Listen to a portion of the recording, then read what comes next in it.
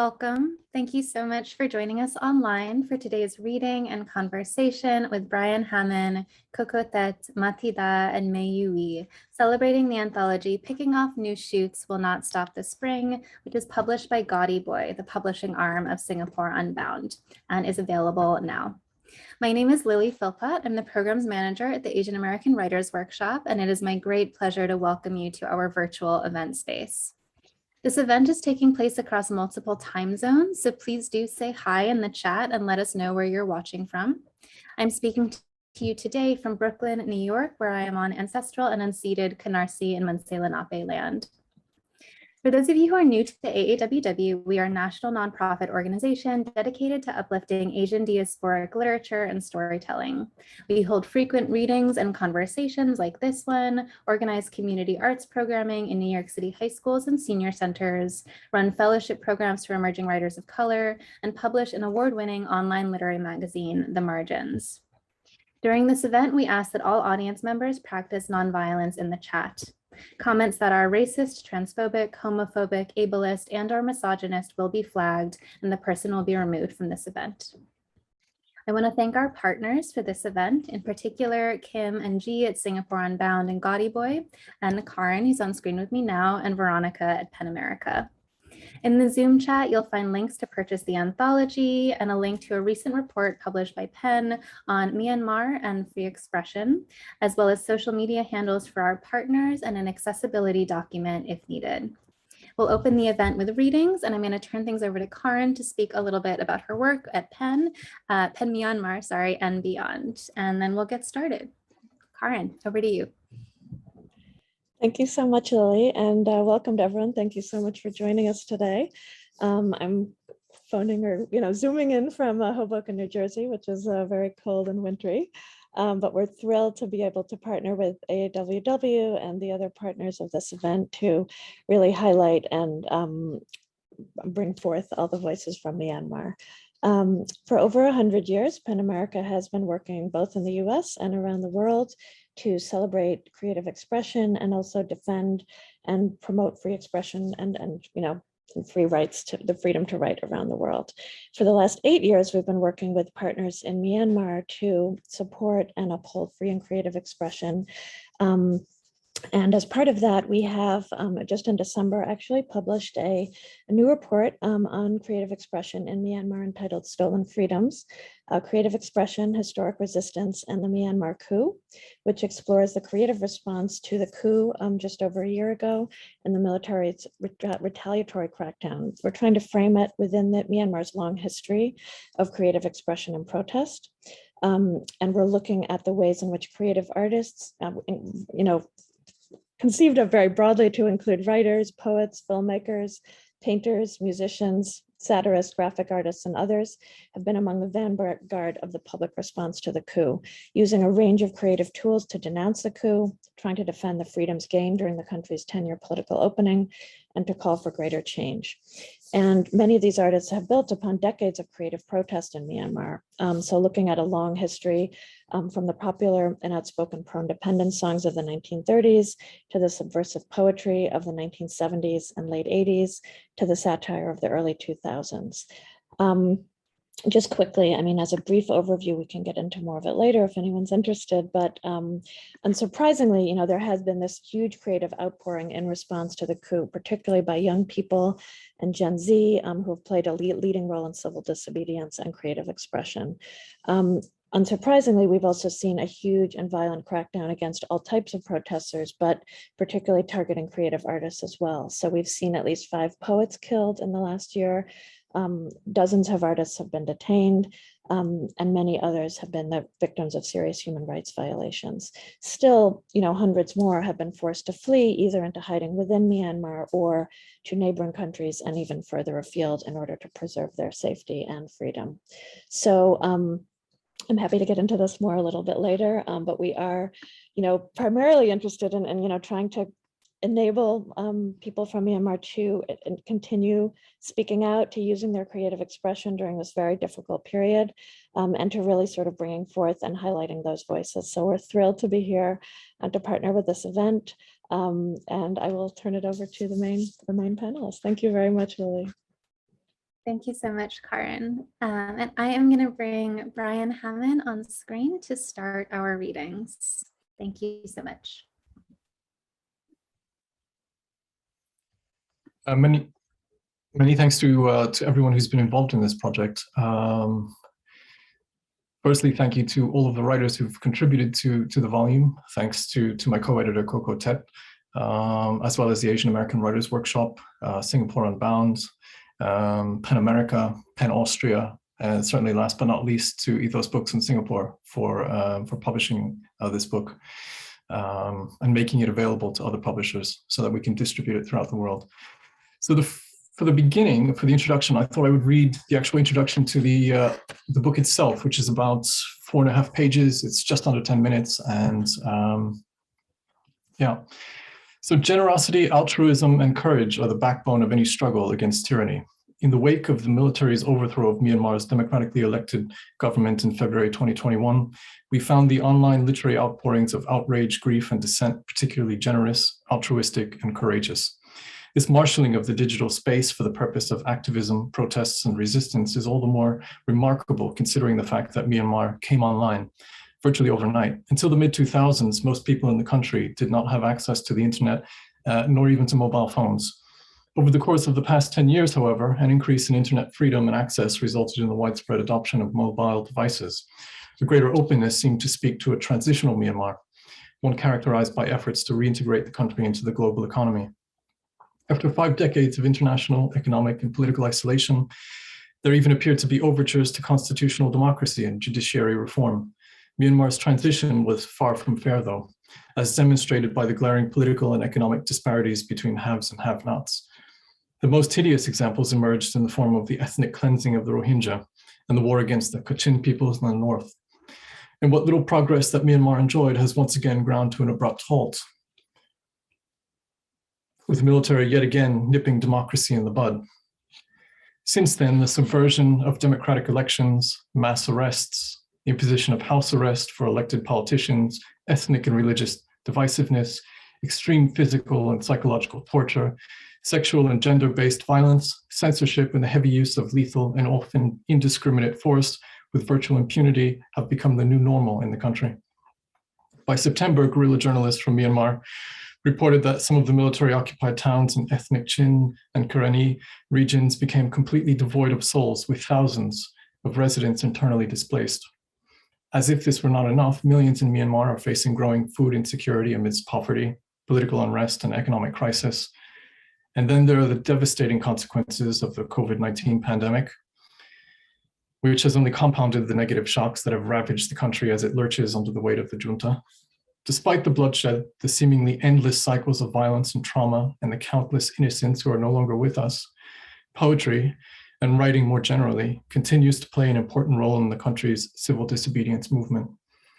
Given the ephemeral nature of the online environment, along with the reality of internet outages, throttling, and outright censorship, so much of this writing remains either undocumented, untranslated, or entirely inaccessible. This book was thus initially conceived as an anthology of poems and essays, first-hand accounts from the ensuing protests. There was an urgently felt need to preserve these online writings in a more durable and enduring format. Not only does this corpus of writing demonstrate the power and possibilities of the written word when faced with the barrel of a gun, but it also reveals Burmese writing to be aesthetically accomplished and significant. In this respect, witness writings from Myanmar should not be understood merely as a local phenomenon with only local relevance, but rather seen within the international context of recent resistant art movements. The initial essays and poems were received in February and early March, largely via PEN Myanmar, and they brimmed with hope for a nonviolent people's revolution. By the end of March, the military had already started to react to these largely peaceful protests with astonishing violence. Among the dead was a teenage girl wearing an "Everything Will Be Okay" t-shirt. She had been shot in the head, an alarmingly common fate shared by many of her fellow protesters. Earlier in the month, the brutal killing of 2 poets, Myen Tsin and Keza Win, sent shockwaves through the country and international community. The former was a teacher and a poet who was well loved by her students. Keza Win was a celebrated poet who had spent over a year in jail as a student for his advocacy of educational reforms. Many poets, such as Mao Yu Pang, Han Lin, and Mo Wu Sui, among others, have been jailed for taking part in the protests. We are honored to include poems by a number of these poets, including some best-loved poems by Thett, who died at the hands of the junta's inquisitors on the 8th of May. Horrified, angered, or simply exasperated by the increasingly authoritarian military regime and its murderous actions, civilians in Myanmar began fighting back with whatever means they had. Some banged pots and pans at night, while others tended to the injured or provided shelter to the hunted. The writing in this collection reflects this spirit of ingenuity, resourcefulness, and defiance. There is, for example, an essay describing the harrowing escape of a Kachin rights activist, another about the perils of withdrawing cash from a bank under the threat of COVID-19 and the junta's ever-present surveillance, and yet another on a seemingly mundane piece of footwear, the flip-flop, which has a decades-long symbolic value in Myanmar's various protest movements. The discarded footwear on the streets of Myanmar signaled impromptu military violence as panicked protesters fleeing bullets sought refuge. In a country mired in censorship since its very first military coup in 1962, people have had to adapt quickly to the hard-won online and offline freedoms of the 2010s.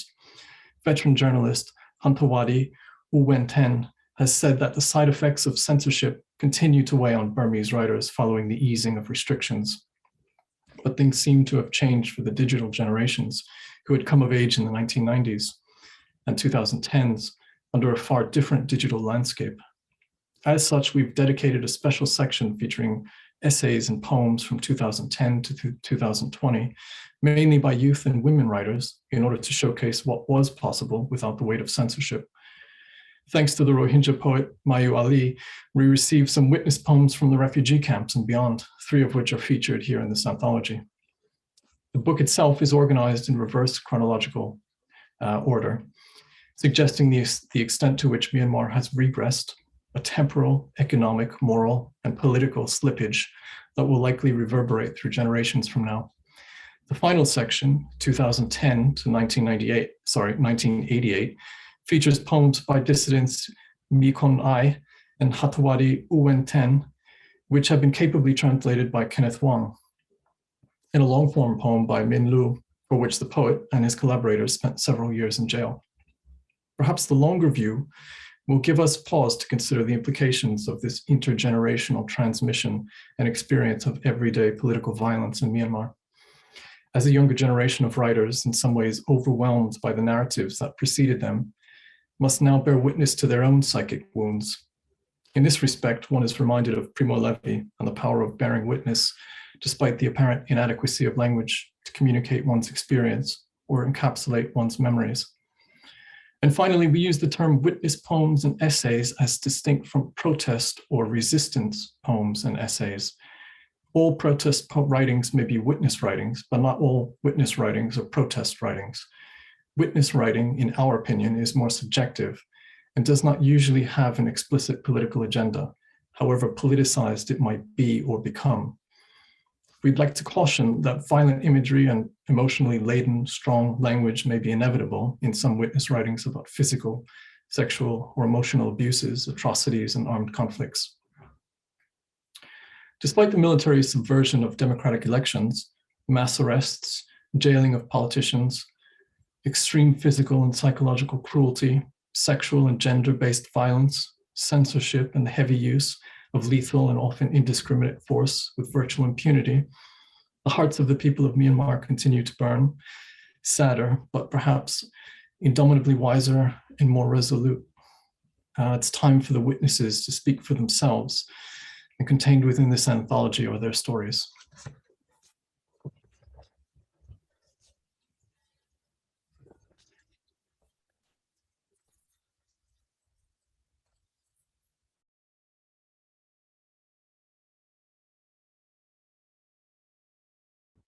Thank you so much, Brian. I'm excited to welcome now Thida, who will read her essay, Picking Off New Shoots Will Not Stop the Spring. Thank you. Thank you, Lily. I'm going to read only an excerpt, some of the paragraphs, because the essay itself is pretty long. digging of new shoots will not stop the spring. Teen girls in white tops and jeans confidently hold a placard that reads, "Picking of leaves won't stop the spring." Their faces showed neither anger nor sorrow. They looked determined. They are also shouting, "We are youths, we have a future." They don't believe in anger or sadness, but they do believe in hope. That group of teen girls belongs to tens of thousands of young people out on the streets in big and small cities, more than 300 all over Myanmar. Of course, they have hope. They voted in the general election in November 2020, mainly for the NLD, National League for Democracy. They are the 5 million strong of first-time voters. Not all of them were happy with the NLD government during the 4 years prior to the election.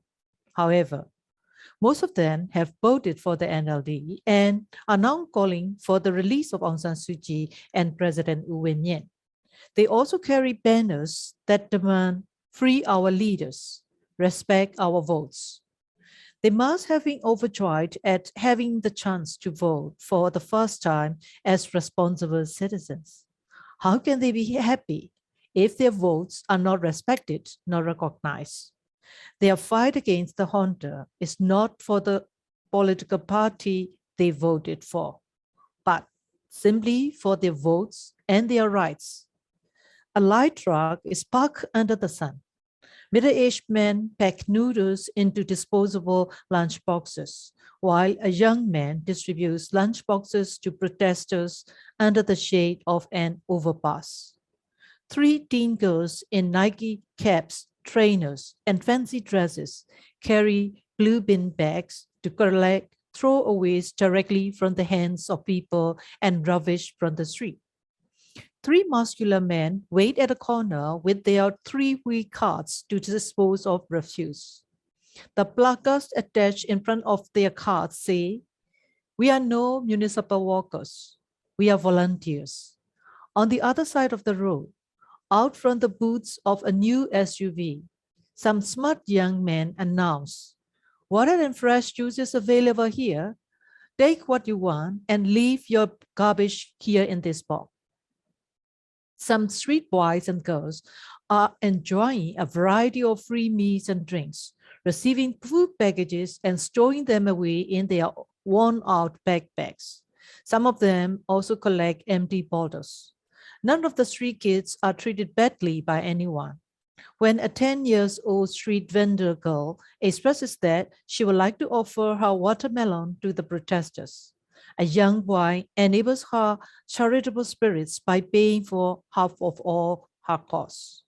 They look at each other with big smiles. Rich people politely collect rubbish from poor protesters, and they appreciate each other's rule. Those scenes are now the new normal on the streets of Myanmar.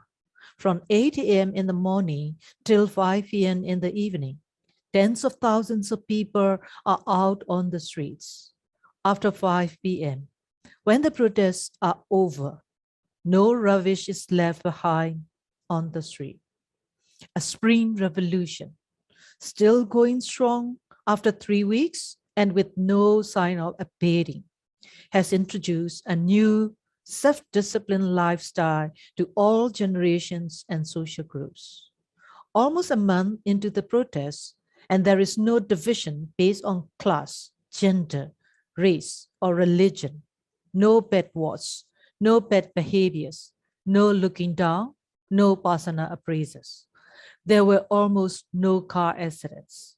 Even when one did occur, it was solved amicably, not in the usual way, with a quarrel or a fight. Only one common enemy, the military dictatorship, brought such diverse peoples together. Within our history, this is a rare moment of unity, discipline, determination, and cooperation. How dare someone say that the people of Myanmar do not deserve democracy?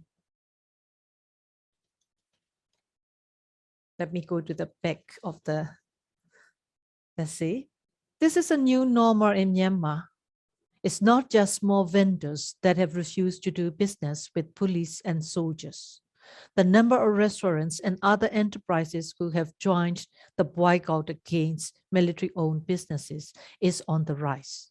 The people of Myanmar have even boycotted the national lottery as it is owned by the military. The Honda has announced that lottery winners will only be notified on 15 March instead of the first day of the month as usual. Social punishments are quick and effective.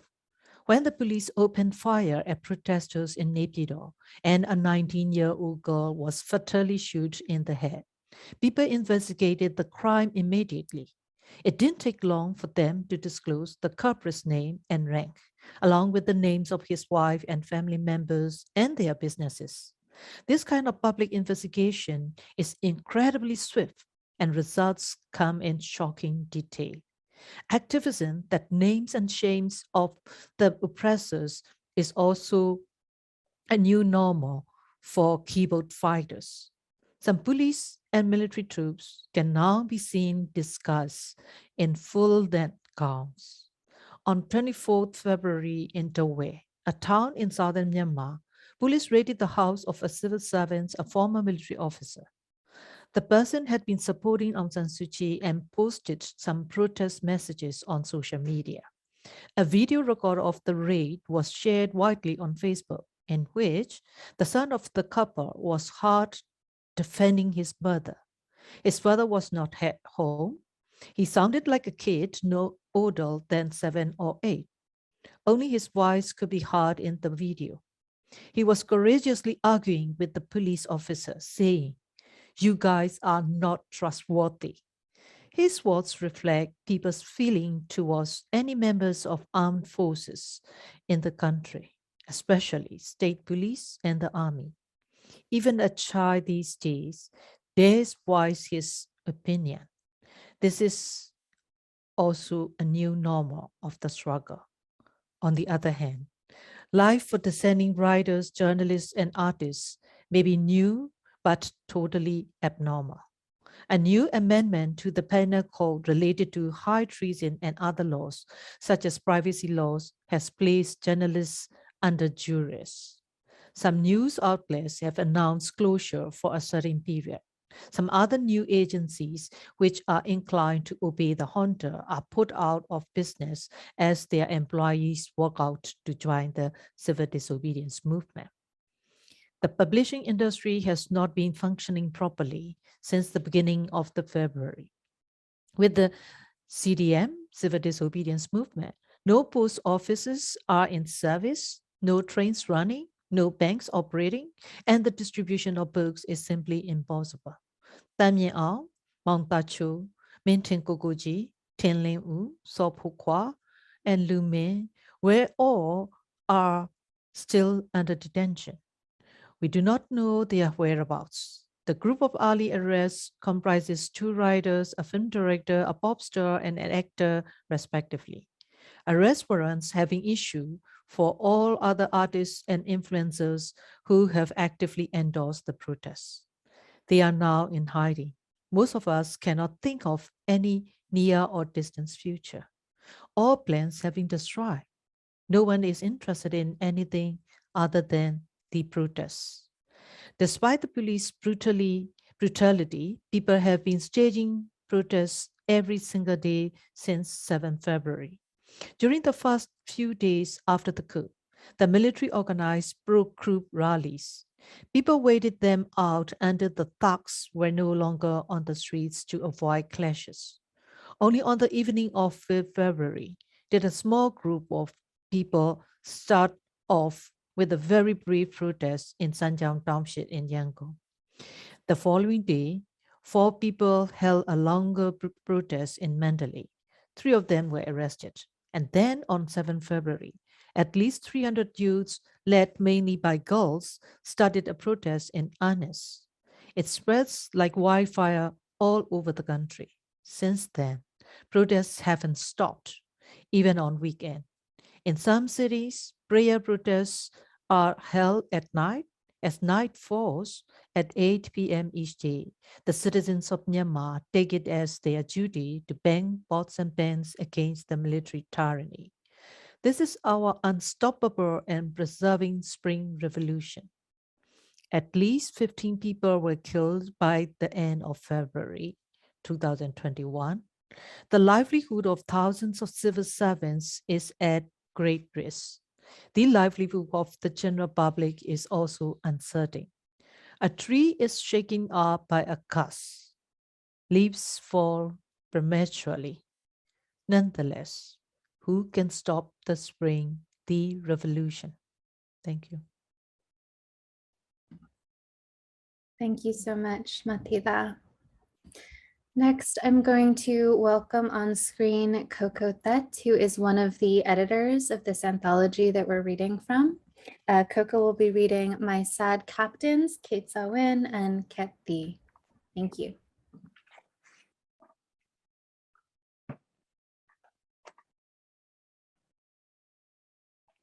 Hello, can you see me? My Sad Captains is a poem by Convened. Here is the poet. So the title of my essay is by Convened.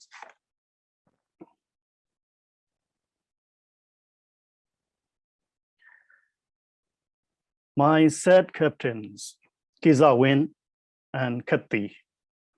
On the 4th of March, 2021, I received an email from a poet friend in Monyo, Myanmar. Just bringing you some sad news. Yesterday, Kizawin was killed at the anti-coup protest near Payani in Monyo. I was totally shell-shocked.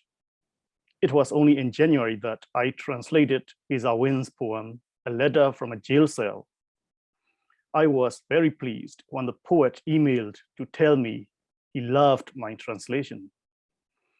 When I translated Talking with the Text Man about Poetry by Vladimir Mayakovsky into Burmese, Kizawin's poetry was pretty much on my mind. Now, the poet is dead. Since the military coup in the beginning of February to the end of April, more than 700 protesters were killed in protests all over Myanmar. A number of the victims were tortured to death in custody all over Myanmar. In the face of violence, peaceful protests transformed into self-defense by the people. Kizawin and other Monyo poet Jilin A were some of the earliest fatalities on the 3rd of March, when people had not yet resorted to fighting back with whatever homemade arms and ammunition they had. All of his young adult life, Kizawin was a Buddhist monk. He left the Sangha, the order of the Buddhist monks, arguing that being recognized as a learned monk by the Myanmar military would be pointless. He became a land rights activist as his family, along with hundreds of other peasant families in Labrador, near Monyo, fell victim to land grabbing by China-owned Unbound mining in collusion with Myanmar authorities. When he joined a university student rally in 2015, he was not a student, but he marched with the students along the 350-mile route from Mandalay to Yangon for education reforms until the rally was cracked down near Yangon, and most student leaders and himself were arrested and jailed. He spent 1 year and 1 month in prison, after which he published his best-known work, a collection of long-form poems, My Reply to Haman. Kizawin was a volunteer Burmese language teacher besides being a poet.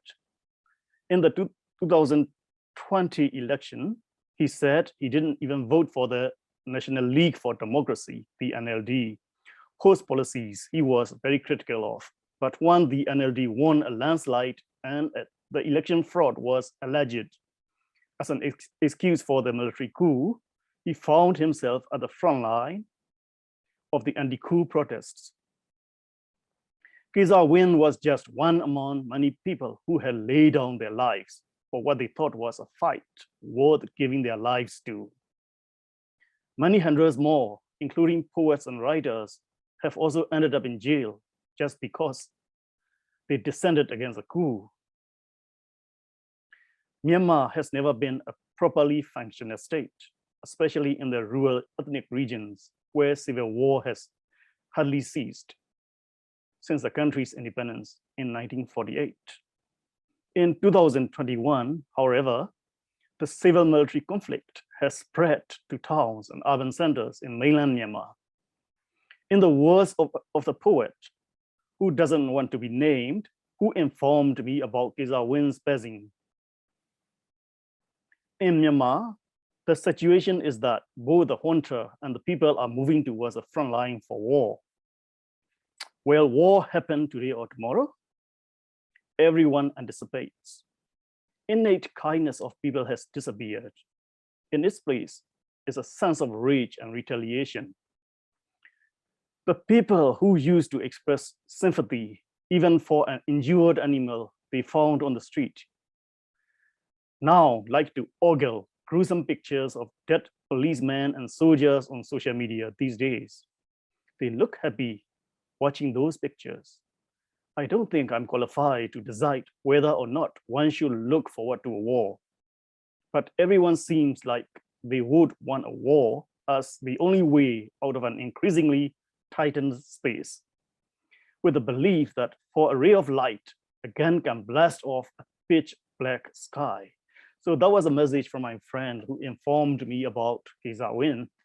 The pitch black sky couldn't get darker when I heard the news that another poor friend of mine, Thett, was snatched by the security forces in Shebo on the 8th of May.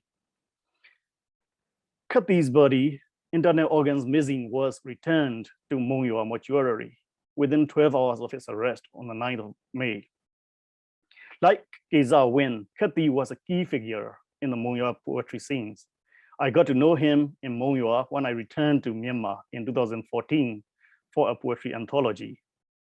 He had this poetic and physical presence, Thett, that at first seemed standoffish, but when you got to know him, you knew he was gentle and kind to the point of vulnerability.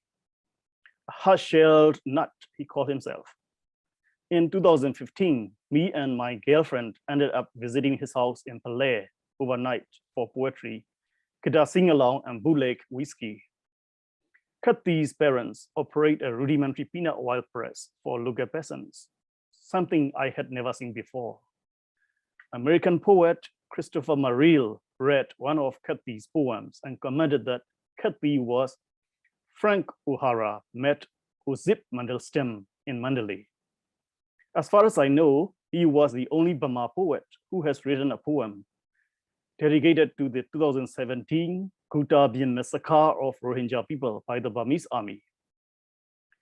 Both Thett and Keza Win were very generous with me reading their poems. Translating them, I can exercise my poetic imagination. When I lived in Zagai in 2017, Thett would give me wake-up calls at 4 a.m. in the morning sometimes, tipsy and lonely perhaps. I regret I switched the phone off to be able to sleep after a couple of wee hours call from him. He got married after we came to the UK in 2018. Perhaps the following lines by Thett speak for my sad captains. I will be back, heroically I will be back. Not a hero who will knee the firmament in the groin, the hero who will kneel down to kiss the earth. Thank you. Thank you so much, Coco, for your remembrances of these poets. We're going to now read some work by Thett and Keza Wen in Burmese and in English. And to do so, I'm going to bring Thida back on screen. She will be reading A Letter from a Caveman by Thett, again in Burmese and in English. Thank you. Let me start from Burmese version. Gubyando Pianza. Ngayego lepjiku yin mopan la re aka. Speepo po tasimi le. အချောင်းခိုးလို့စိတ်ဟာငရဲကိုမြန်မြန်ပို့မယ်လို့ကျွန်တော်မသိခဲ့ဘူးပေါင်တစ်ချက်ပုတ်ဖြတ်ခနဲထခုံမိုးကိုဒူးနဲ့တိုက်ရေလဲမိုက်တယ်ငါပါလားလို့ဘဝင်မြင့်ခဲ့တယ်ဘဝင်စိတ်ဟာဇက်ပိုးကိုဥကျိုးအောင်ရိုက်နိုင်နေဆိုတာကျွန်တော်မသိခဲ့ဘူးကောင်းကင်ကျိုးရမ်းပေါ်ကကာယာကြီးပြုတ်ကြလက်ခုပ်တီးအားပေးနေတဲ့တငယ်ချင်းတချို့ကိုစက္ကပ်ပြနေတဲ့ထင်းပြီးကျွန်တော်လဲ fly kiss တွေပေးခဲ့မိသေးတယ်မိတ်ဆွေစစ်ဆိုတာဒုက္ခနဲ့ကျင်ယူမှရတဲ့ရွှေစင်ရွှေသားလို့ကျွန်တော်မသိခဲ့ဘူးအခုတော့စိတ်ကြဆွေးပြားတွေကစိတ်ကြကိုတကယ်မပြောက်ဘူးဆိုတာကျွန်တော်သိခဲ့ပြီရင်ထဲမှာမီးလောင်တဲ့အခါလောင်စာတွေစီသွေးယူသွေးတန်းထွက်ပြေးနေလို့မီးမငြိမ်းဘူးဆိုတာကျွန်တော်သိခဲ့ပြီကို့အရေးနဲ့ကိုသူ့သေးကိုသေးချတဲ့အခါအရေးကိုမတတ်နိုင်ရင်ကိုသေးမယ်ဆိုတာကျွန်တော်သိခဲ့ပြီအနက်ရှိုင်းဆုံးအထိတူးဆွာရင်ရင်ထဲကိုငုံကြည့်တဲ့အခါမေတ္တာတရားသာမရှိရင်ပြာကျသွားတာကြားပြီလို့သိလိုက်တယ်ကျွန်တော်တကူလုံးလဲအလျံညီးညီးလောင်နေတော့ဘယ်မှာလဲလို့ကိုဟစ်ခေါ်ကိုဘဝရဲ့အတိတ်ပဲဟာကိုတိုင်းပြာတမ်းဖို့ဖြစ်လာတဲ့အခါကျင့်ဝတ်ဆိုတာစာနာစိတ်ပဲလို့ကျွန်တော်သိလာတယ်ခဏလေးပါဒဏ်ခံကြိုးကခဏပြတ်နေလို့ပါခဏလေးပါဒဏ်ခံကြိုးကိုလဲနေတော့မှုပါပြန်လာမယ်သူရဲကောင်းပီတစွာပြန်လာမယ်မိုးကိုဒူးနဲ့တရိုက်တိုက်တဲ့သူရဲကောင်းတော့မဟုတ်တော့ဘူးညီကြီးကိုငုံနန်းတဲ့သူရဲကောင်းပြန်ဆုံတဲ့အခါအရင်လိုသရော်တော်အပြုံးနဲ့မင်းအတင်းတွေငါတို့မပြောကြဘူးတိလားလို့မပြောကြည်အောင်ဆောင်ပြီးနှုတ်ဆက်ကြအောင်မမို့လား Kathy. Now I'm going to speak the English version. A letter from a caveman. Exhausted with a front crawl across hell, I hitched a speedboat ride. I had no idea my short courtesans would sink me ever faster. I gave a pat on my lap. I shot up in the air. I needed the firmament. I thought I was fat. I had no idea when hubris slapped me in the nape, I would have to hang my head. Even when falling topsy-turvy from a high wire, I blew a flying kiss to my fans. I was a circus act. I had no idea. Real friends have to be panned like gold in Dhaka. Now I know antidepressants don't really cure the downhearted. You can't put out a fire in your chest by fleeing into an accelerant. In the last-ditch fight with my own shadow, if I can't kill it, I know it will kill me. I dig through the depths of an abyss to look into my own chest. I find my body and soul ablaze. If not for Midda, I would have been reduced to ashes. Where are you? Where are you? I look for myself, forced to prescribe a meaning to my own existence. Ethic equals empathy is what I have learned. Just for a moment, the burden cable tends to snap quite often. Just for a moment, I'm still changing the burden cable. I will be back. Heroically, I will be back. Not a hero who will need the havens in the grind. The hero who will kneel down to kiss the earth. When we meet again, won't you repress? Nice seeing you again with your usual sardonic smile. About you, we haven't any title. Kathy, thank you. Thank you so much, Mathida. Next, we're going to read from a poem by Yway, and I'm going to welcome Thett back on screen to read The Clarion Call of a Rainbow in Burmese and in English.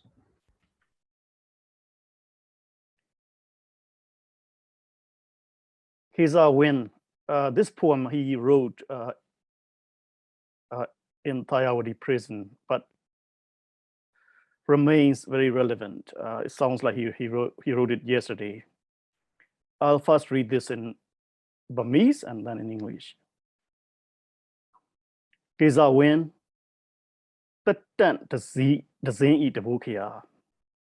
Lolo zero, not time be, not a meat pane, not chit that maybe you tea. Through the so, naga, wega, mugusa wine soma, meat and eat at the tent. Not time be ma, Marugu, Pella, Yanla, look at me, Arma near to each other. Sit the dory, the look swear twaddle, Nagaviago. Nabe, the look swear track.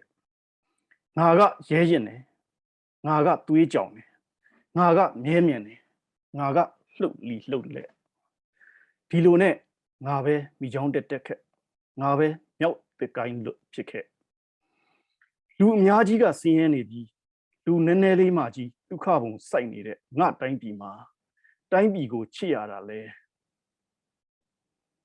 Nama Yadam Shibu. A me a pago chiara le, Yadam Shibu. Not me of you, chiara le, Nama Yadam Shibu. Pia Shikura got sat. Tuita sana pi piao ya genti, Nama Yadam Shibu. Chat tea go me zuma, Pao Yao de, Linaro, Pao me pinilu, Na Pao Yao Kea. Says Zumnit, Bongu Kala Drima, Nagonga, Yanji. Not time you, Yanji. Not Missy Miago, Yanji de. Pia the king asa, Pondo Jimia le. Down Yan sa talk to me so. Alungu, not Yanji. G like die, Mio me, Nariji Namia. To cut this sa yet, show ya jigu. Be the way the susu, so John the Kuluwe. Tindangamia. Naru Mianari Guro, Na, Namia. Say Pope Yan Lare, the Danha. Tu pity mugo to Sunotalo. Namale, Sungaya. The Pivi ne, be the way got. Oh, Chatsy Yapi. Duro Namari Goja. Payaraga, Caveto Gedui. Luyati, Na Sanjidala. Na Yamureka, not time yet, but Confessima, Time Hadu. Lenakai, Osa the Nagai, Luranzago, na or hit say Yidala. Nama the Chalusia Lemshigebu. Not time be got. Tai out je when we met. Naruye, look chica, Jenny. Naruye, Java when you got Jenny. Naruye, Lula Queen we got Jenny. Naru alone yet, look shumio again we got le. But not young tautare, don't only go. Jolong women she, Jenny. Darby met, Naruye, kit assess, either we are. But the yard Jimmy Mugani, kit assess, Potwekaja. Seminary Bogani, Potwekaja. Something Henry Regani, Potwekaja. Say young, low young, Vigani, Potwekaja. They are me Bogani, Potwekaja. Lamari Bogani, Potwekaja. Begin Paginuha, Tang at the Minge Rutan, Yamalaro 9 on, Potwekaja. Tang at the Minge Ruha, Mipu Pa Rutan, Yamalaro 9 on, Potwekaja. John Alungeruha, John Sating Anzi, Yamayao 9 on, Potwekaja. Look outside to Duha, Su South Zabala Ruta, Yamayao 9 on, Potwekaja. Yodu Donda.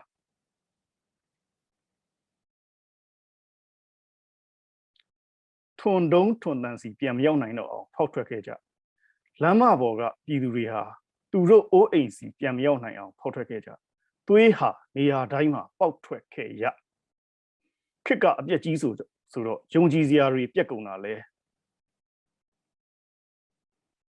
Maruma Sanjebu. Sipanet, Tet Ninkan Layare, Katia Lamoga, Rahata Tazaha, Tamaraji, Tatoshi Bazi, Judiana and all gay me be met. Tamurigalem Sanjebu. Buddha Yanaru, Kuatadu Manaha, Nippo Naze Joye. Do no soon tratema. Mesa Dajaku, Linato Hui Yanlu. Arma Wara Yaniaha, you land to it yellow. Hello, Yarito Yamindraji. Mita Tutangu, Yana did it, check and get the G. Tracy Johnny Machow did it, then let me marry it. Not time ego, Matika and Zanelu, Gentown Negaviasia, Naga, Edalu, me pay yet. Chow Shion Jinha. Arma Mugu, Nida Jazzy day. Mace widow, touch Georgia. Arma wadi ruye, tuisa mugani, naru pautreja, nauta naru chiteja, naru kishi chiteja. Kaumangza lulu luruye, Majiyare Yaloni gani, Pietni, naru taimigu, naru swetuja, nauta naru swetuja. Pipping cook layin, Gaimbia Gainago, Jim Chayadalu, Mesa Yaniago, Taukan Hare, Jim Luranzan Hiago, naru diasi in ja. Nauta naru diasi in ja. Otto Netegani, Jonah Controller, Giabu Jima. Yelesia yet, downtown is Gary, Nippon Aze Jongaru Natongea. No Sonja, Eddie Jongo, Naru, Mona Uyenui, Songshao Kayan. Tilonet Nipomiaza Konongea. Pinne Lure Bizane, the pay so me gavin, Pohonge though. Anna Shin a long on yet. Tang and ye Naha. Naru Timebima, the long swallow. We would the Tigale, to you to Nano Sapiomuma. Kuso yam, Otu Laukai Pillow. Aroma, Kuga, Yandugo, Yandu Tayaris, poem Hodobu. Yanduha, Mesuyon Songlu. Jahandangagu, Tapiake Lenet, Lisagongiha, Susudop Yapaturi Telu. Buddha, Maindo, Mugedelu. Buddha got many, Aritan, Jiha, me champion tatlonu. Oh, Miato Yigono. Shino Ubibo, Cheshao Kejado, Neon de Shifanania are, Quint look, Yuna Taluga, Tavalo. To say, Ma Pama Data Bakery, a Papiashi Bakery there are two Panato Oma Tajawa net. Ke, this we do. Maru Daimima, Swagani, Piogago, Maru, Hua Chuja. Democracy are you net, Nigo Matiti, Nyantuin Galaja. May Mount it, Yanajiga, Shish Lea Chana Nidi Joe, Maru Kongong Tuja. Ke, this we do. Hansa Amen Maru Nutaja. Pidu Tonta Chanado, to a young we Maru meeting Shuja. Ke, this we do. Saint Shuido, Sig Dago, he do Mensa Boygani, Maru Petuja. He, me like Jack. Ke, this we do. Pidu wrote Orlando Mishango, Tuni Jinai, Prometheus Lu, Maru Yewinja, Maru Nina Kanja. Ke, this we do. Mesa Ruye Payamuga, Maru Kugan to Nanja. Tamo Pili Tonanjaga, Kugan to Spartarulu. And young can lose Maru Somoja. Niswedo Jungimugo, Soundalu, Swemye, Kai Winja, Wema Chiadu Naga. Not Divey, not Amipa, not Mimavune, not Miss with the Nuta, not Lula Dodge Chimidalu, Hayata King, Tabukialu, Igaviane, took Popus on Laye. Oh, Pidu Bono, then do eat chewing those of night. The Yam Yatamu Yadagu, then do Kuran Kekayan, Chinga. Chinka Niyeka Singali. Thank you. That's a protest poem at its best because it's a call for arms.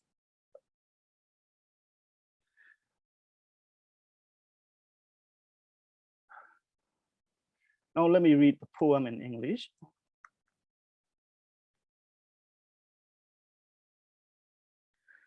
Keza Win, 1982-2021. The clarion call of a rainbow. Right now, to my country and my parents, and to that young lady I'm in love with, I'm a rainbow ensnared on the horizon. In this country, during the dark days that gang rape us, like a warrior of the war, brandishing a da, I am out in the street with my da poem.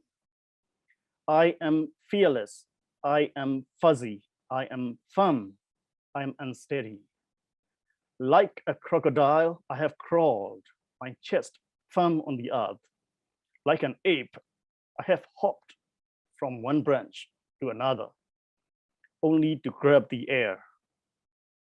In this country, where the majority is filthy poor and a minority is filthy rich, it gives me no pleasure to be a patriot. No pleasure to love my parents. No pleasure to fall for that young lady. None of my prayers, nor playing with myself, gives me no pleasure. Like a weed that grows in the tundra, I've come of age. I look back at myself, my country, and my friends for over 30 years. From the Buddha and Ponjis to panhandlers, I look back at all of them. Everywhere I look, I see fish in the fish traps. I cannot help but see the wealth of dukkha, the noble truth, festering with pus and blood. I cannot see my own face. The rainbow that's gone haywire has given up their identity. So have I. I have learned to oppose pagoda donors whose names are inscribed in stone. It is the masses who lay bricks for their pagodas.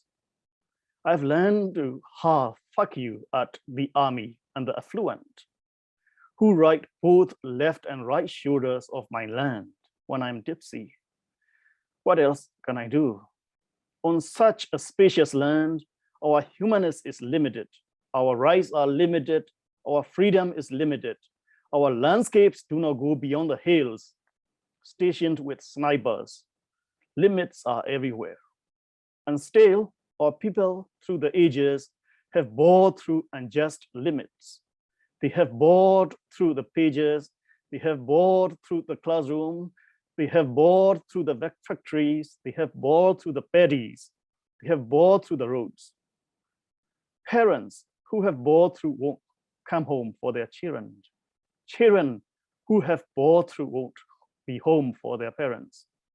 Students who have bored through won't come back to classrooms. Laborers who have bored through won't return to their carving knives and chisels. Peasants who have bored through won't return to their plows. People on the street who have bored through the depth of an abyss and will never return. Blood breaks out at every corner. In the age of bankruptcy, no wonder our beliefs have gone bankrupt too. No wonder the Arahata, the banner of the Sangha, the saffron robe of the monks, stamped flat under the army boots on an asphalt road prays, long live the president. The demon Mara, who has stolen the Buddha for 50 years, waved the sword of evil in fits of delirium under his very last breath. The machine of the ignoble forms at the mouth. Oh, the most noble king, he who is blessed to become the future Buddha, he who has kicked in the face of the Metta Sutta. Don't you dare touch my country with your dirty hands. I, the poet in chains, command you. Fear makes injustice feel at home. Rise, mates, rise. Let's bore through the bloodthirst of despotism. Let's bore through it again. Let's embark on a long march. Let's march again. Let's yank the failed state out of the not so funny gags of the politicians. The tongues of their gaombao flap shamelessly in the air. Let's yank it out again. Just like the loggers who will cut the branches of a tree before felling it, let's put on trial first the two nefarious clauses behind the Mara mechanism. To see a rabbit out of a hat, we put up with the mumbo jumbo of the magician for over 50 years. In the end, we let that rabbit guard our carrot farm. Years and years were wasted. Down with congenital authoritarianism. The despot is decomposing alive. The fish saucy smell of his rotten corpse stinks to high heaven all over the country. Spring fruits in the orchard of the insane are infected with worms and maggots before the harvest. Our war is no longer a war against a foe that we can eliminate like a foe. Our foe is pretending to be our friend. The hands that have killed the Sangha are building money a stupa. As the Buddha prophesied, Buddha Kamini, at that time, water is on fire. On the vulnerable, the vexillium of the nation, you might be able to forgive the jackboots who have trampled on your shaven heads. No matter what, could you please not leave the Buddha's words under those boots? Come on, mates, let's exorcise the evil spirit that has possessed our land. There is a long dark night between the dawn of democracy and the dusk of despotism, a time when you cannot tell your blood brothers from strangers. Let's ring our bell to that truth. Come on, mates, let's wake from the nightmare gifted to us by those who possess us. Let's set fire to that fake spring that refuses to obey orders from the people. Take out the tainted flesh from the feast of the people and bury it for good. See the revolution, set the revolution alight. Let us be as brave as Prometheus. Let's sacrifice ourselves.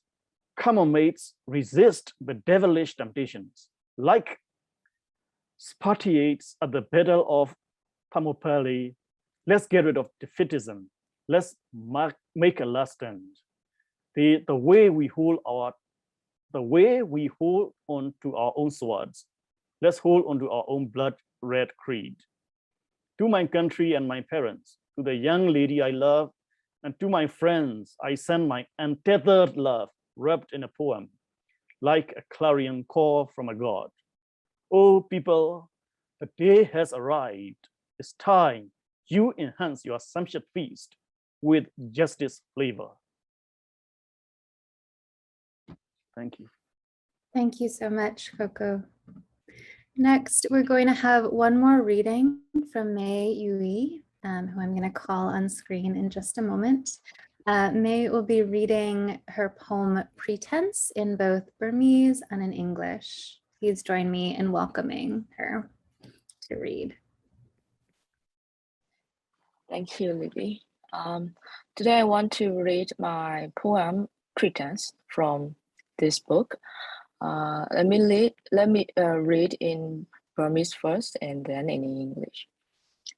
ဟန်ဆောင်ခြင်းဘယ်သူမှခဏခဏမငိုခြင်းနာမည်တစ်ခုခုကြားလိုက်တိုင်းဒါပဲစီရင်ထဲကပါလေတေသူတို့စီရင်လားရှင်ကြံခဲ့သူတို့လားနေ့မြင်ညပြောင်အင်းဆက်ပိုးမွားတွေကတို့တွေကိုလှောင်ရည်ကြလေသိငယ်တူတောင်တို့ဘဝတွေကိုတေလူလားရှင်လူလားဒီလူရဲ့နာမကိုဘယ်မှာရေးထိုးပေးရမလဲမှတ်ဉဏ်ရဲ့ဘယ်ဘက်အချမ်းမှာဘယ်သူကိုရေးထိုးလိုက်ရမလဲဒါဘယ်လောက်ကြာကြာခံပါလဲဆက်ပြတိုင်းမြင်ပြတ်သွားမှာလားအနာဘေးကျိုးခွာရင်ဆေးပါသွားမှာလားကြက်သားစားလို့မရရင်ဝက်သားရောရလားကြက်ဥကတော့ခဏဆက်လီပေါ့ဒီတိုင်းပြဆယ်လီဆိုမှတော့ကြာရှည်ခံချင်းရေစင်ထဲအတူထဲလောင်းကြစို့အလောင်းတွေထပ်လိုက်ပုံထားတော့ကကန်ကောင်းထောက်မှစွာကန်ကောင်းထောက်မှစွာလို့ပဲဆိုကြစို့ရဲ့တကြိုဆက်ခဏအားတော့မှာဦးငယ်တယောက်ခက်မြင်မြန်ပဲမိခိုးငွေအဖြစ်အသွင်ပြောင်းသွားတို့မှာဖြစ်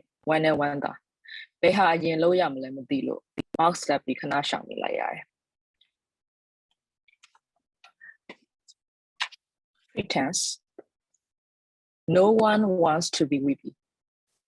Each time I hear a name, I wonder which list is from the register of the dead or that of those who survived. Tiny little insects which live for a day to go away in the night, maybe mocking us, our ephemeral lives. The deceased or the living. Where shall I write their name down? Whose name will be published? On what side of my memory? How long will it last? Will it be washed away when I use soap? Will it be clawed out with scalps? If I can't have chicken, can I have pork? In this country, that's become a celebrity of a country all the world over. A chicken egg may be a silly while it lasts. Things must be preserved in reason. When corpses were piling up, fortunately, let's just say fortunately, while the crematorium was available for a while, my anchor turned into smoke. I was sad. Happy or sad, I didn't know where to begin. I hid behind a face covering with marks. I got away for a while. Thank you. Thank you so much, Mayui. Please join me in the chat in thanking all of our readers. We're going to shift to the conversation portion of our event, and I'm going to bring Coco, Mathida, and Brian back on screen to chat. We also will take some audience questions at the end of this conversation. So if you have questions for our speakers or for Karen from Pen America, please do add them in the Q&A box at the bottom of your screen. Thank you.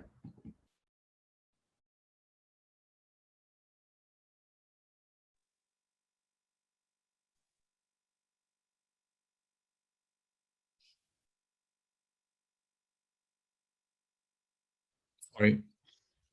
Many thanks, Lily. Firstly, I would like to say that it is an extraordinary privilege to really be able to share this space and time with the esteemed Mathida and indeed with Coco. Surely both of your reputations will precede you, but for those who may not be as familiar with your lives and your work, perhaps both of you could offer a brief introduction, and we might begin with you, Mathida. Indeed, I think this is a really good anthology. And when I was asked to contribute some of my piece, and I wrote this piece first, and it was end of February. It was in early March last year, and then after some times, I found I still need to write some more. So that's why I contributed even one more piece in this anthology. So since then, I was thinking of bringing more and more pieces, but at these days, because of the security on the ground and the internet connection and so many facts matters, and not everybody are willing to contribute, even though they might have their own writings in their hands. So it was not very easy nor very difficult for Brian and Coco Thett, I think. So I really appreciate the way you are making such a big effort to make this book happen.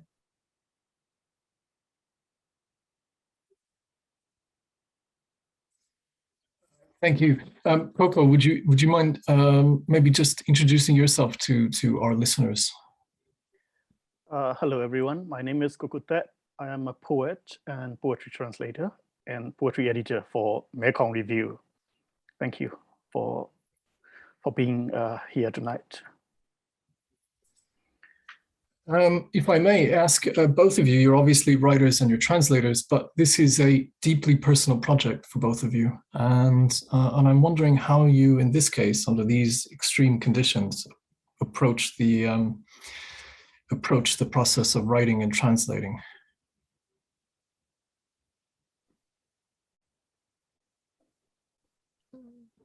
Well, I think, yeah, when you read your forward for the book, and I cannot agree more than this phrase, the witness writing, something like that. So I used to say, in one significant incident in our history, in our country, there will be three categories of people.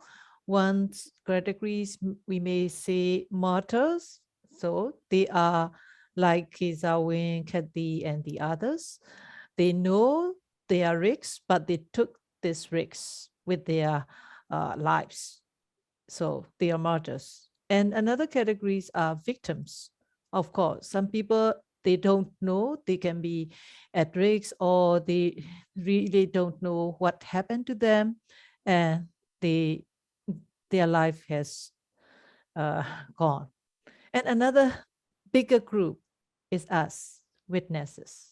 We are the big majority of the people, even though we might take part in any part of the side of the conflict, but we still are the witness. So as a witness, we, as also a writer, what should we do? We need to keep writing, and our words won't die, even though we might die. So that's the way how we can contribute, and saying that what happened during these moments, and people in the future might take lessons from these words,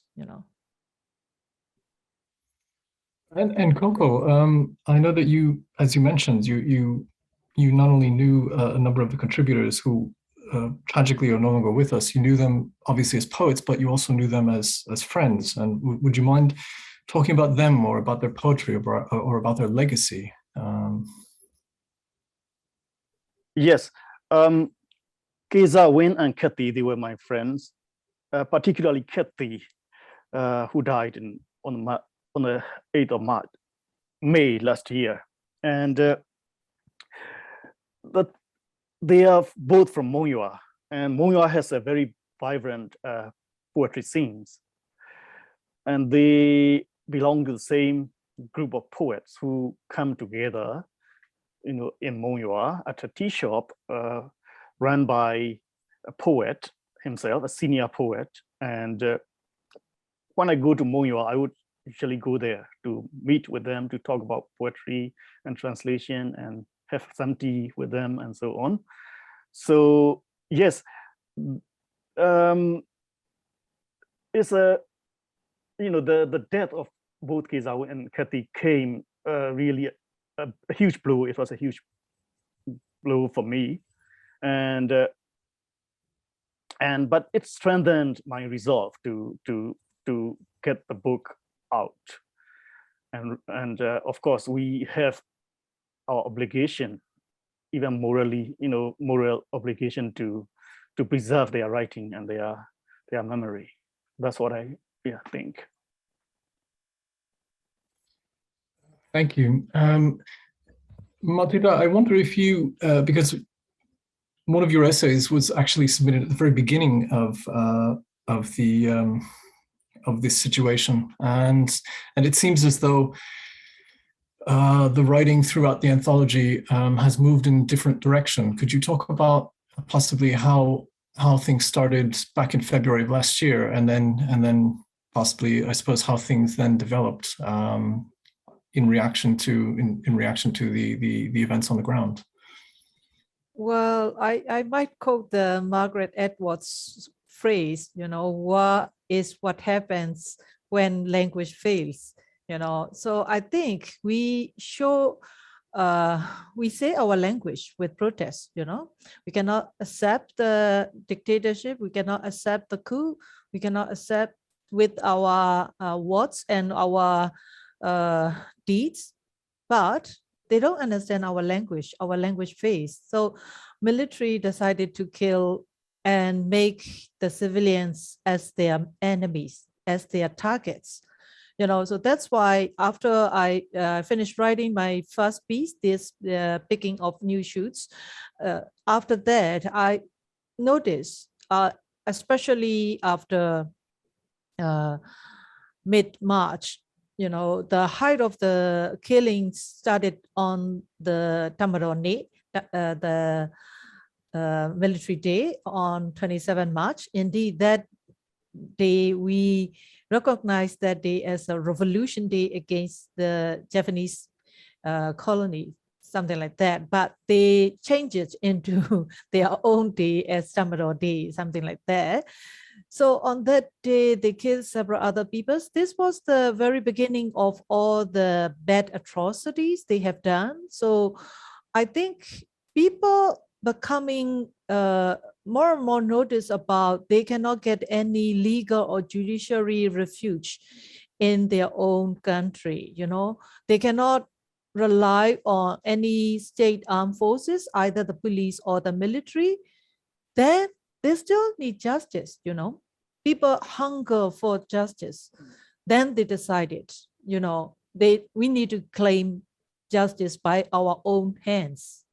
This is the beginnings of the very changing scenario. That's why I think, my contributions is pretty much very, very early, but from times to times, the response, even though the writers, they just sit by their own, individual response, but their response is to the globe.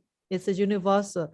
So, writers' response with time and, reflect whatever they experience, whatever they witness. That's why I think their pieces, their writings, their cry out turn out to be more reflecting to what's they are facing, So that's why I think the changing of the trend of the writings in this book also telling how much the military getting brutal and fierce enough. Yeah, thank you. I mean, Coco, I wonder if you could, of course, this book obviously focuses on 2021, but it also included in it are works that date back to 1988. And I wonder if you could maybe talk about whether or not, to the extent to which there is a continuity or there are overlaps or parallels, or indeed there's differences between the writing that emerged in reaction to the extreme violence and terror that has been inflicted upon the people of Myanmar over the past year, and with previous years and previous protest resistance movements. Yes, the first section of the book, 2021, mainly deals with protest poems and essays that responded to the coup, right? But the second session, from 2010 to 2020, they are from the so-called transitional period in Myanmar. So these essays and poems from that period, they are more or less, I think they are more diverse in the sense that the themes of the poems and essays, they, in the transitional time where the censorship was lifted, poets like up and coming and junior poets, including poets like Yway, they started to experiment in forms, in writings, and so on. So they became very active, and also their mode of thinking, the way they write, their subject matters, they became more diverse and different. So the difference will be that from 2010 to 2020, it's a time, I think, reflective. The poetry, the poems and essays from that period are reflective of the time, relatively free and peaceful time, as well as what's happening in that time. And then again, from 1988 to 2010, that was a dark military era in Myanmar, Burma. So in that period, censorship was very strict. So people hardly could write anything at all unless they wanted to risk jail. So the style in that time was a little different, and people like poet and writer Minlu, who published his own poems, they were jailed. So that style was different, and also of course protest leaders like Min Kunai, who began as Semizdes poets, their style, they are different.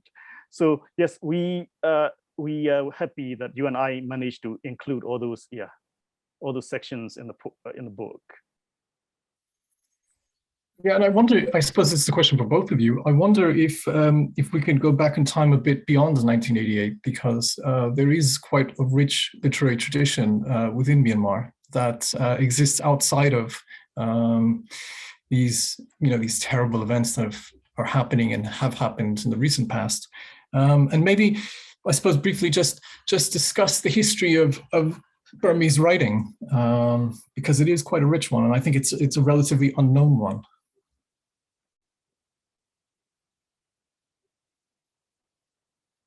Maybe Matilda, perhaps we might start with you. Sure. Well, I think this is a very, very long history, and I think throughout the history of the Burmese literature, the key genre is the poetry, the rhyme poetry, and so many different forms of the rhymes, sets of the rhymes throughout the history.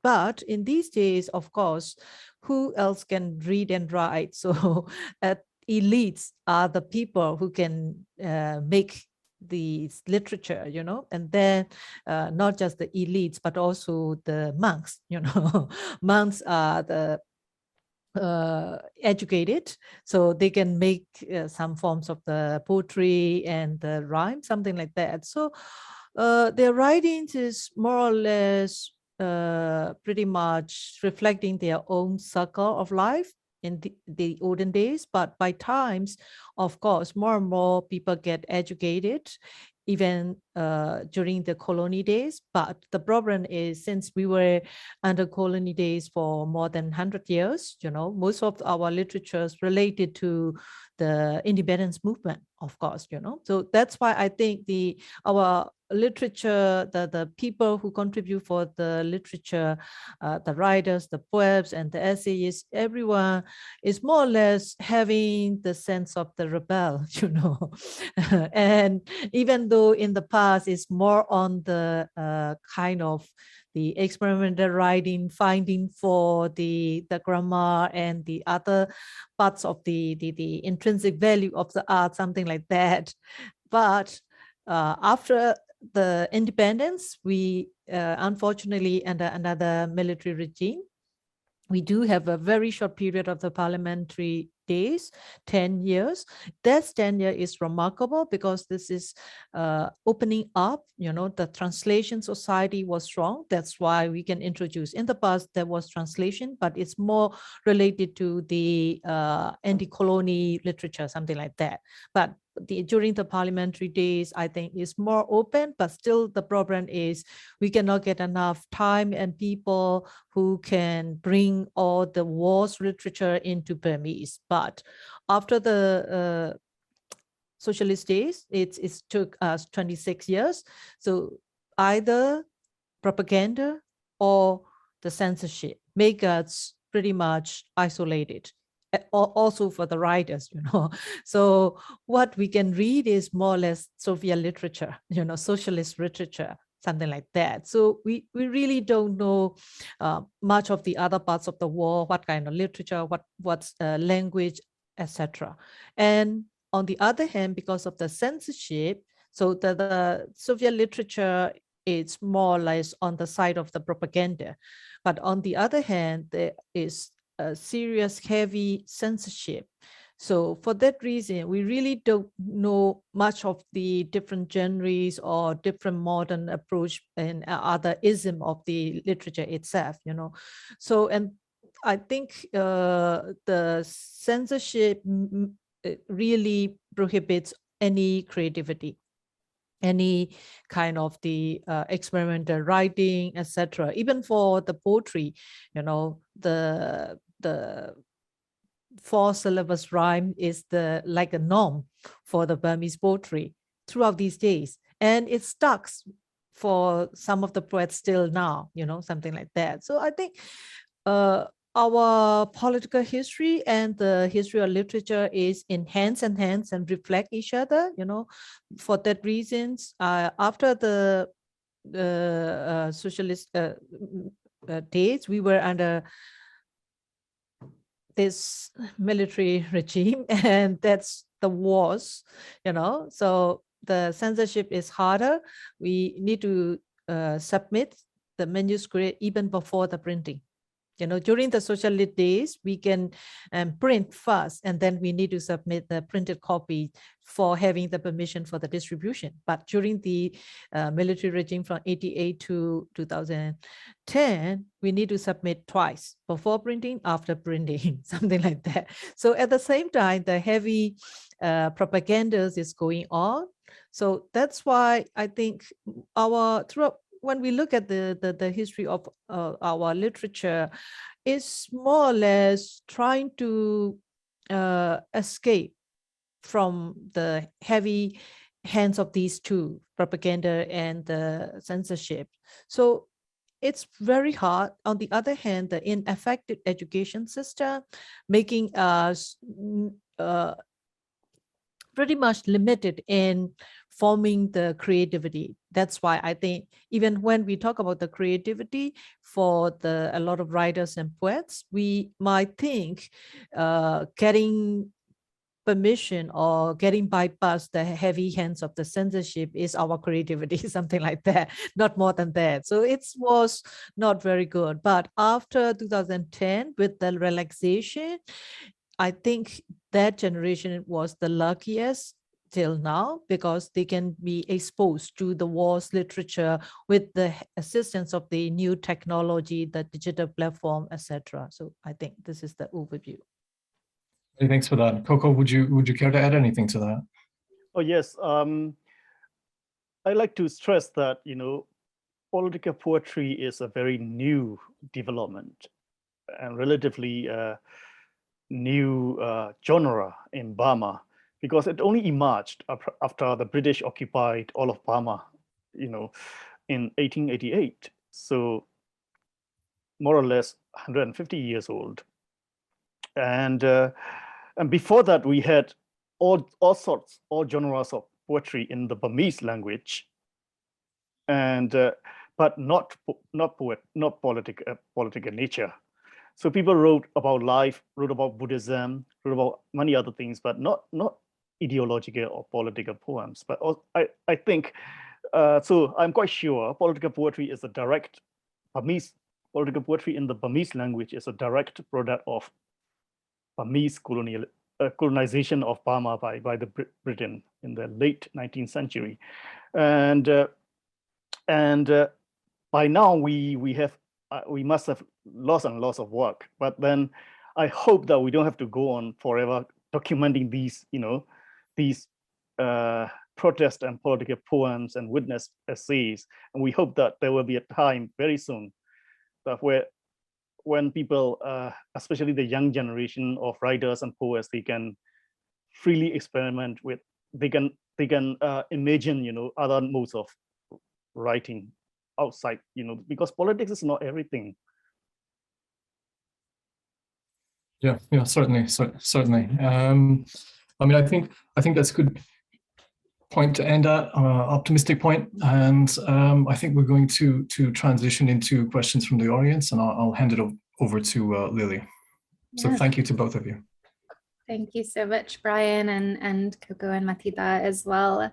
As Brian mentioned, we have just a few minutes left for audience Q&A. So if you have questions, please drop them in the chat or the Q&A box. Karin is here as well if there are questions about Penn's work in Myanmar. I have one question that came into me over the chat for, I guess, all three of you. Just where can we find writing by new up and coming writers from Myanmar? Coco, you mentioned that you're an editor at Mekong Review. Are there other literary magazines you'd want to mention, names of or pseudonyms of writers that we should follow and read? Oh, yes. Mekong Review, usually, because I'm Burmese, usually we feature poems from the region. So not necessarily Burmese poets and poems. That's one thing. So if you want to read poems from Southeast Asia region, Mekong Review is one venue where you can look for poems, sometimes written in one of the languages from Southeast Asia. And there are a number of other, places. And then, of course, even yesterday there was a poetry reading at Harvard, by three up-and-coming Burma-born poets. I was listening to their reading, and I was quite very much awestruck by the their poems. So yeah. That's amazing. I'll keep an eye out for that. Thank you. One other question that came through, and actually is sort of for Brian and Coco. Interested in hearing about the publishing experience in different markets. I know Singapore Unbound, G, the founder of Singapore Unbound and associated with Yway is on the call, just not on screen. So it's being published, the anthology is being published in Asia, the UK, the US. Was the experience different publishing it in those different areas of the world?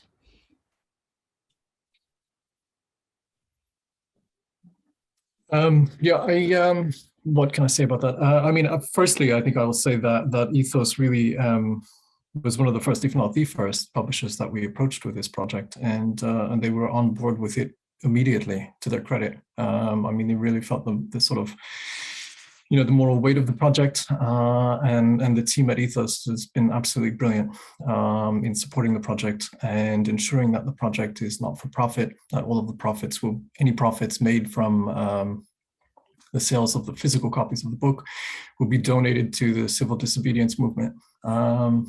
And then they also, as I mentioned in the introduction, graciously allowed for the book to be co-published, both by Bellestier in the UK and by Yway in New York City in the US. So we've primarily been dealing with Ethos, but the experience of working with all three publishers on three different continents effectively has been you know, quite extraordinary, and also a seamless process as well. So I really have nothing but positive things to say about all three publishers who have been involved in the project. That's great. Yes, if I may add, Ethos Books since the beginning and us, we had a shared vision, and that made, you know, a lot of things easier. And one of the plans is to publish the book within 1 year of the anniversary of the coup. And we worked really hard together with Ethos and, you know, on a number of levels, and then we made it. So I think we'd like to thank Ethos Books and our partner publishers as well for that. Yeah. I'm glad to hear it's been so smooth. And I just shared a link to purchase the anthology in the chat. Please do. I think we are at the end of our time on Zoom, unfortunately. I do want to see before we close out if anyone, Karin, if you have any final questions, and Mathilda and Coco as well, if you have questions for each other, for Brian, before we let everyone go. No questions for me. I just want to really thank all the readers and panelists for bringing the voices of you know, the people of Myanmar to life, especially the poets that are no longer with us and have been martyred in the last year. So it's huge appreciation. I always look at these issues from a free expression angle and less from the literary and poetic angle. So it's really wonderful for me personally to be able to sort of hear the poetry and the words as well. So thank you so much to all the readers and to AAWW and the other partners for the event. We really appreciate the opportunity to be part of it. Thank you, Karin. I want to echo those thanks so much. It's such a pleasure. This has been a really special event, and I'm so grateful to Yway and Coco and Mathilda and Brian for joining us. Thanks to Karin and Veronica and the rest of the team at Pan America, and G and Kim at Singapore Unbound, and Gaudy Boy. Please do follow all of our partners and the workshop on social media. Join us at other events.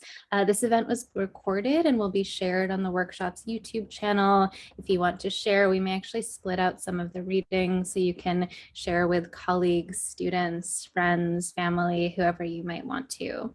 But thank you so much again. Have a wonderful weekend, everybody. Stay safe and healthy, and we will see you again very soon.